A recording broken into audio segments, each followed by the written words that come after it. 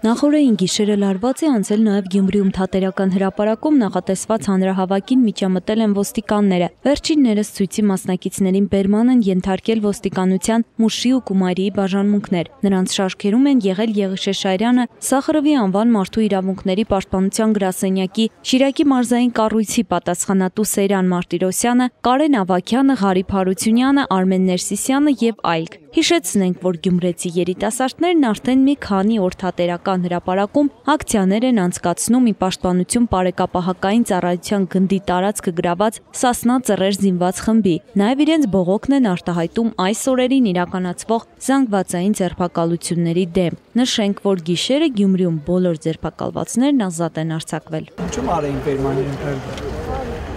Դե իրանց ցելով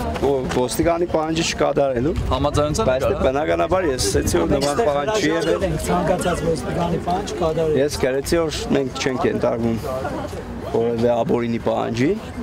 իսկ օրինական պահանջները կիրականացնենք այստեղ օրինական պահանջ չի եղել